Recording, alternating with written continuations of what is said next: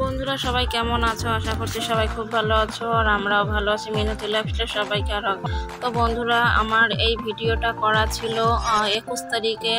তো এখন আমি ভয়েস ওভার দিচ্ছি, এডিট করছি। এখন হচ্ছে 3:14 বাজে। আজকে শুক্রবার, আর আজকে 23 তারিখ আজকে। তো সেহেতু আমি এখনকার টাইমটা বললাম। তো আজকে আমি করব দই চিকেন। তো বন্ধুরা, দই চিকেন আমি কিভাবে করলাম, আমি আমার মতো করেছি, সেটাই তোমাদের সঙ্গে শেয়ার করছি। দেখতেই পেরেছো সবাই।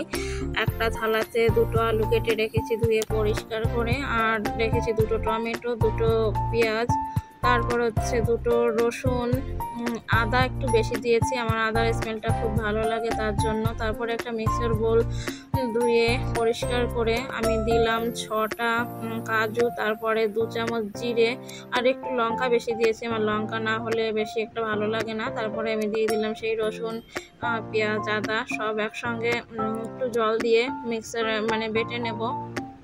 তো তারপরে বলতে ভুলে গিয়েছিলাম বন্ধুরা, আমি চিকেনটা খুব সুন্দর করে ধুয়ে পরিষ্কার করে একটু ভিনেগার মাখিয়ে রেখেছিলাম।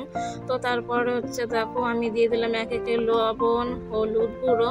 তো আমি খুব সুন্দর করে ম্যারিনেশন করব। আর দেখো, আমি গ্লাসটাতে দই ফেটিয়ে রেখেছিলাম, সেটা পরে তোমাদের একটু দেখালাম। আমি দই চিকেন যেহেতু করছি, সেই জন্য আমার দইটা অবশ্যই লাগবে।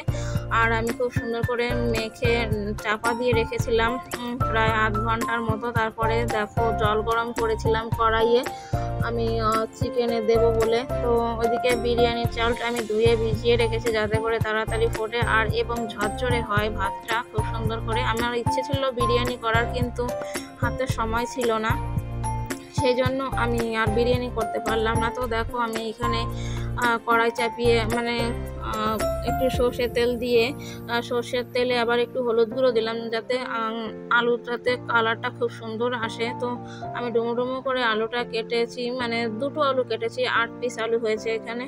তো খুব সুন্দর করে লাল লাল করে ভেজে নেবো। চিকেনে আলু ভেজে দিলে খুব ভালো হয় খেতে, সেজন্য। তো তারপর দেখো, সেই আলু তুলে নিয়েছি আমি। আবার বন্ধুরা, ক্যামেরাটা অফ করেছিলাম। তো এইখানে কিন্তু আমি আবার সর্ষের তেল অ্যাড করেছি এই তেলের ভেতরে। তো তারপরে দিয়ে দিলাম জিরে। তো তোমাদের যতটা ইচ্ছে মনে হবে জিরে দেওয়া, সেইটুকুনি জিরে দিও। আমার মনে হয়েছে দেওয়া দরকার এই চিকেনটাতে, তো আমি ঠিক ততটুকুই দিয়েছি। তো বন্ধুরা, মিক্সার বোলটা ধুয়ে যে জলটুকু হয়েছিল, সেটা দিয়ে আমি আবার এই পাত্রটা ধুয়ে চিকেনে দিয়ে দেব। আর আমি ঢেকে রান্না করব না বন্ধুরা চিকেনটা। দেখো, খুব সুন্দর কালার এসছে। আমি এইভাবেই কষাবো। তো সেই জলটুকু দেওয়ার পরে দেখতেই পাচ্ছ কেমন হয়েছে। তো চিকেনটা প্রায় জলটা গ্রেভিটা কমে এসছে। তারপরে আমি দিয়েছি টমেটো দেওয়ার পর তারপরে এখন আমি দিয়ে দেব সেই ভেজে রাখা আলু। তো বন্ধুরা, কিনে আলু ভেজে দিলে কিন্তু দারুণ টেস্ট হয়, সেজন্য আমি দিয়েছি, তোমরা সবাই জানো। তো আমি আমার মতো করে করছি বলে আমি বলছি। তো তারপরে দেখো,